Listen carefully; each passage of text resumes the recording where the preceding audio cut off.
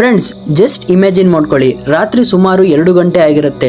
ಎಲ್ಲರೂ ಡೀಪ್ ನಿದ್ದೆಯಲ್ಲಿ ಇರ್ತಾರೆ, ಫುಲ್ ಸೈಲೆಂಟ್. ಅದೇ ಟೈಮ್ಗೆ ನಿಮ್ಮ ಮಂಚ ಮೆಲ್ಲಗೆ ಅಲ್ಲಾಡಿದ ಹಾಗೆ ಆಗುತ್ತೆ. ಫ್ಯಾನ್ ಜೋರಾಗಿ ಶೇಕ್ ಆಗೋಕ್ಕೆ ಶುರುವಾಗುತ್ತೆ. ಕಿಟಕಿ ಗಾಜುಗಳು ಡಮಾರ್ ಅಂತ ಶಬ್ದ ಮಾಡೋಕ್ಕೆ ಸ್ಟಾರ್ಟ್ ಮಾಡುತ್ತೆ.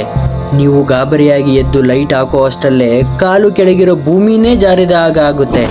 ಹೌದು, ಇದನ್ನೇ ನಾವು ಭೂಕಂಪ ಅಂತ ಕರೆಯೋದು. ಆದರೆ ಒಂದು ನಿಮಿಷ, ಈ ಥರ ನಮ್ಮ ಬೆಂಗಳೂರಲ್ಲಿ ಆಗೋಕ್ಕೆ ಸಾಧ್ಯ ಇದೆಯಾ? ಅಸಲು ಭೂಮಿ ಒಳಗಡೆ ಯಾರಾದರೂ ಕೂತ್ಕೊಂಡು ಅಲ್ಲಾಡಿಸ್ತಾರಾ, ಅಥವಾ ಇದು ಪ್ರಕೃತಿ ಕೋಪನಾ? ತುಂಬ ಜನಕ್ಕೆ ಇದರ ಬಗ್ಗೆ ತಪ್ಪು ಕಲ್ಪನೆ ಇದೆ. ಅದಕ್ಕೆ ಇವತ್ತು ನಿಮ್ಮ ಫ್ರೆಂಡ್ ಆಗಿ ಯಾವುದೇ ಕನ್ಫ್ಯೂಷನ್ ಇಲ್ಲದೆ ಭೂಕಂಪ ಅಂದರೆ ಏನು, ಅದು ಯಾಕೆ ಆಗುತ್ತೆ, ಮತ್ತು ನಮ್ಮ ಏರಿಯಾ ಎಷ್ಟು ಸೇಫ್ ಅನ್ನೋದನ್ನು ಎಳೆಯಾಗಿ ಬಿಚ್ಚಿಡ್ತೀನಿ.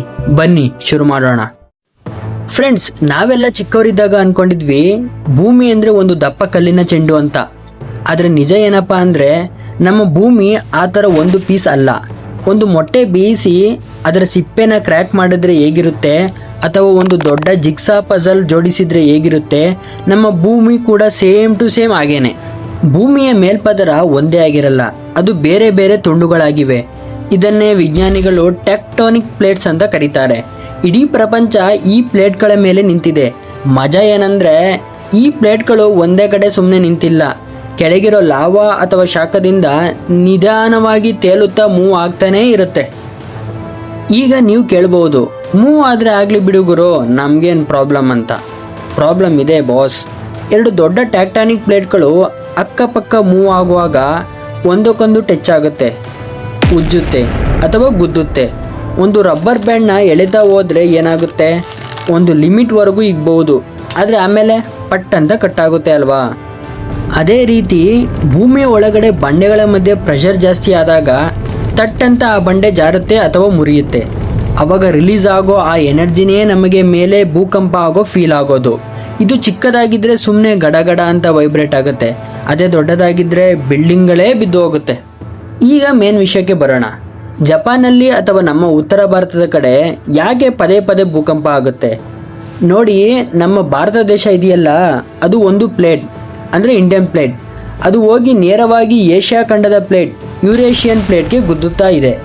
ಈ 2 ಪ್ಲೇಟ್ಗಳು ಗುದ್ದಾಡೋ ಜಾಗನೇ ನಮ್ಮ ಹಿಮಾಲಯ ಪರ್ವತಗಳು. ಯಾರು ಈ 2 ಪ್ಲೇಟ್ಗಳ ಬಾರ್ಡರ್ನಲ್ಲಿ ಅಥವಾ ಜಾಯಿಂಟ್ ಹತ್ತಿರ ಇರ್ತಾರೋ ಅವರಿಗೆ ರಿಸ್ಕ್ ಜಾಸ್ತಿ. ಅದಕ್ಕೆ ನೋಡಿ, ನೇಪಾಳ್, ಕಾಶ್ಮೀರ್, ಅಸ್ಸಾಂ ಕಡೆ ಯಾವಾಗಲೂ ಭೂಮಿ ನಡುಗ್ತಾನೆ ಇರುತ್ತೆ. ಯಾಕಂದರೆ ಅವ್ರು ಇರೋದೇ ಯುದ್ಧ ಭೂಮಿಯಲ್ಲಿ. ಹಾಗಾದರೆ ನಮ್ಮ ಸಿಲಿಕಾನ್ ಸಿಟಿ ಬೆಂಗಳೂರು ಅಥವಾ ನಮ್ಮ ಕರ್ನಾಟಕದ ಕತೆ ಏನು? ನಮಗೂ ಭಯ ಇದೆಯಾ? ಉತ್ತರ ಇಲ್ಲ ಫ್ರೆಂಡ್ಸ್. ರಿಲ್ಯಾಕ್ಸ್ ಆಗಿರಿ, ನಾವು ತುಂಬ ಸೇಫ್ ಆಗಿದ್ದೀವಿ. ಯಾಕೆ ಗೊತ್ತಾ? ನಮ್ಮ ದಕ್ಷಿಣ ಭಾರತ ಡೆಕ್ಕನ್ ಪ್ಲೇಟು ಇರೋದು ಪ್ಲೇಟ್ಗಳ ಬಾರ್ಡರ್ನಲ್ಲಿ ಅಲ್ಲ, ಬದಲಾಗಿ ಆ ಪ್ಲೇಟಿನ ಮಧ್ಯಭಾಗದಲ್ಲಿ. ಅಂದರೆ ಫೈಟಿಂಗ್ ನಡೀತಿರೋದು ಬಾರ್ಡರ್ನಲ್ಲಿ, ನಾವು ಕೂತಿರೋದು ಗ್ಯಾಲರಿಯಲ್ಲಿ. ಇನ್ನೊಂದು ವಿಷಯ ಏನಂದರೆ, ನಮ್ಮ ಕಡೆ ಇರೋ ಬಂಡೆಗಳು ಕೋಟಿ ವರ್ಷಗಳಷ್ಟು ಹಳೆಯದು ಮತ್ತು ತುಂಬ ಗಟ್ಟಿಯಾಗಿದೆ. ಟೆಕ್ನಿಕಲ್ ಆಗಿ ಹೇಳಬೇಕು ಅಂದರೆ ಬೆಂಗಳೂರು ಇರೋದು ಸಿಯೋಸ್ಮಿಕ್ ಝೋನ್ 2ನಲ್ಲಿ, ಅಂದರೆ ಭೂಕಂಪ ಆಗೋ ಸಾಧ್ಯತೆ ಅತಿ ಕಡಿಮೆ ಇರೋ ಜಾಗ. ಹಾಗಂತ 100% ಆಗೋದೇ ಇಲ್ಲ ಅಂತಲ್ಲ, ಚಿಕ್ಕ ಪುಟ್ಟ ನಡುಕಗಳು ಆಗ್ಬೋದು. ಆದರೆ ಉತ್ತರ ಭಾರತದಲ್ಲಿ ಆಗುವಷ್ಟು ದೊಡ್ಡ ಭೂಕಂಪದಲ್ಲಿ ಆಗೋದು ಡೌಟು. ಸೊ ಫ್ರೆಂಡ್ಸ್, ಭೂಕಂಪ ಅನ್ನೋದು ನ್ಯಾಚುರಲ್ ಪ್ರೊಸೆಸ್ಸು, ತಡೆಯೋಕೆ ಯಾರಿಂದಲೂ ಆಗಲ್ಲ. ಆದರೆ ನಾವು ಮನೆ ಕಟ್ಟುವಾಗ ಸರಿಯಾದ ಪಿಲ್ಲರ್ ಹಾಕಿ ಇಂಜಿನಿಯರ್ ಹೇಳಿದ ಹಾಗೆ ಕಟ್ಟಿದರೆ ಎಂಥ ಭೂಕಂಪ ಬಂದರೂ ನಮ್ಮನ್ನು ನಾವು ಕಾಪಾಡ್ಕೋಬಹುದು. ನಮ್ಮ ಬೆಂಗಳೂರಿನಲ್ಲಿ ಸದ್ಯಕ್ಕೆ ಭೂಕಂಪದ ಭಯ ಇಲ್ಲ, ಟ್ರಾಫಿಕ್ ಭಯ ಮಾತ್ರ ಅಲ್ವಾ? ಈ ವಿಡಿಯೋದಲ್ಲಿ ಕೊಟ್ಟಿರೋ ಮಾಹಿತಿ ನಿಮಗೆ ಇಷ್ಟ ಆಯಿತಾ?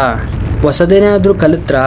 ಹಾಗಾದರೆ ಪ್ಲೀಸ್ ಈ ವಿಡಿಯೋನ ಲೈಕ್ ಮಾಡಿ, ನಿಮ್ಮ ಫ್ರೆಂಡ್ಸ್ಗೂ ಶೇರ್ ಮಾಡಿ, ಅವರಿಗೂ ಈ ವಿಷಯ ಗೊತ್ತಾಗಲಿ. ಇದೇ ಥರ ಸೈನ್ಸ್ ಸಿಂಪಲ್ ಕನ್ನಡದಲ್ಲಿ ಕಲಿಯೋಕೆ ನಮ್ಮ ಚಾನಲ್ನ ಸಬ್ಸ್ಕ್ರೈಬ್ ಆಗೋದನ್ನು ಮರಿಬೇಡಿ. ಸಿಗೋಣ ಮುಂದಿನ ವಿಡಿಯೋದಲ್ಲಿ. ಬಾಯ್ ಬಾಯ್.